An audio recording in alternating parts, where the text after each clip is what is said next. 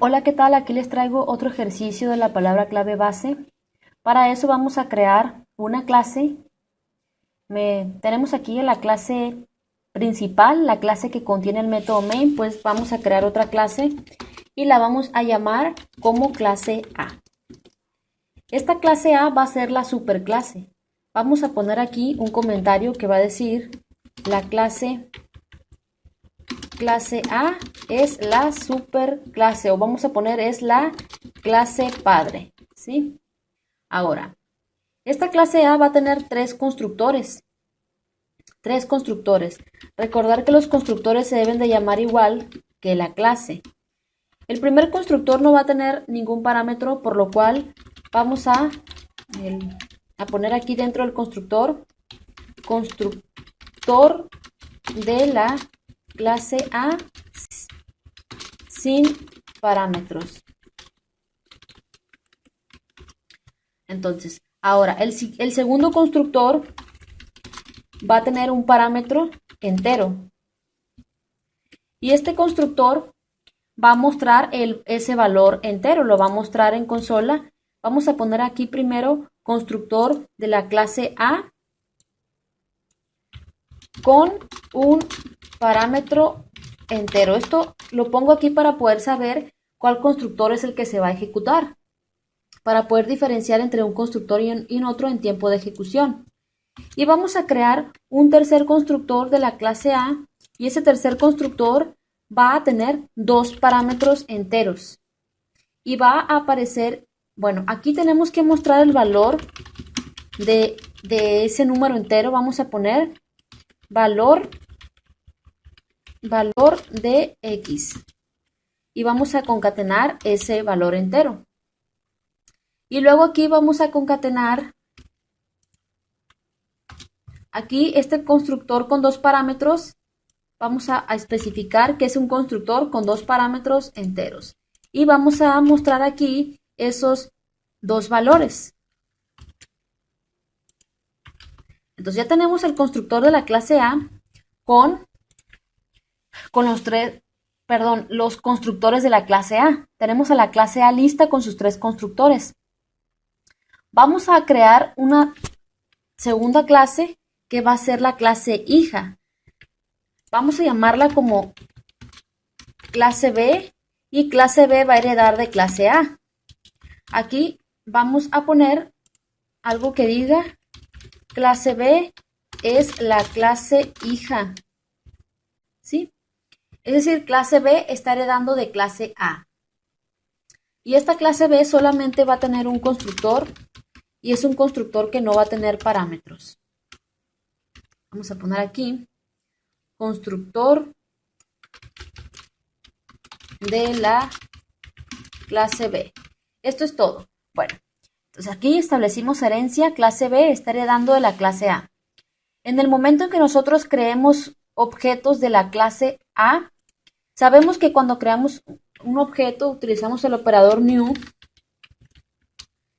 le vamos a llamar B, se invoca el constructor de la clase de ese objeto. Por ejemplo, aquí creamos un objeto de tipo B, de clase B, por lo cual debería de ejecutarse el constructor de esa clase y mostrar en pantalla constructor de la clase B.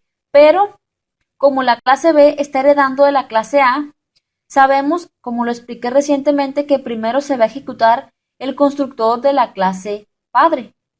Es decir, antes de que se ejecute el código del constructor de la clase B, primero se va a ejecutar el constructor de la clase A, porque está heredando la clase B de la clase A. Pero como la clase A tiene tres constructores, tenemos que especificar cuál constructor queremos que se ejecute de la clase A.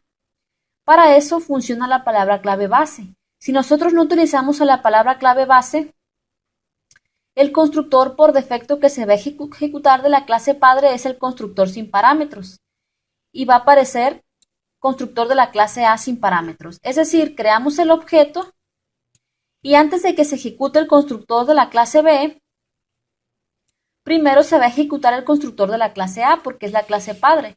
Entonces se va a ejecutar este constructor y va a aparecer constructor de la clase A sin parámetros y después ahora sí toca el turno del constructor de la clase B y va a aparecer constructor de la clase B. Vamos a ejecutar esto y aquí podemos ver que, tal como lo comenté, primero se ejecuta el constructor de la clase A y luego el constructor de la clase B. Ahora, si nosotros queremos elegir otro constructor, queremos que se ejecute el constructor de la clase A que tiene un parámetro entero. Para eso tenemos que utilizar a la palabra clave base. Para especificar el constructor que queremos que se ejecute, ponemos base y aquí, como no tenemos ninguna propiedad declarada, simplemente le voy a pasar un 8. Al hacer esto, estoy diciendo que quiero que se ejecute y aquí observa, dice clase A punto clase A. Es decir, aquí estamos diciendo que queremos que se ejecute el constructor que tiene un parámetro de la clase A. Entonces, en el momento en que nosotros creamos nuestro objeto de la clase B, primero se ejecuta el constructor de la clase A. Pero, como nosotros queremos que se ejecute el constructor de la clase A que tiene un parámetro entero, para eso, aquí en el constructor de la clase B ponemos base, la palabra clave base, y le pasamos un 8, que es un número entero. Con esto estamos diciendo que queremos que se ejecute, no específicamente tienen que ser un 8, cualquier número entero. Entonces se va a ejecutar el constructor de la clase A que tiene un parámetro. Entonces ese 8 se va a copiar aquí y luego va a aparecer esto que va a decir constructor de la clase A con un parámetro entero y va a mostrar el valor de ese 8, el valor de X.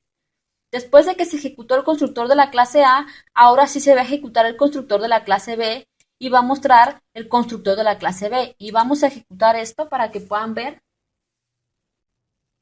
Y aquí, tal como lo puedes ver, primero se ejecutó el constructor de la clase B, muestra ese valor y luego el constructor de la, perdón, primero el constructor de la clase A muestra el valor entero y después el constructor de la clase B. Y si queremos que se ejecute el constructor de la clase A con dos parámetros, pues le pasamos otro parámetro entero. Y ya con eso estamos diciendo que se deje ejecutar el constructor que tiene dos parámetros, ¿sí? Y va a funcionar de la misma manera. Y tal como lo podemos ver, tal como lo podemos ver aquí.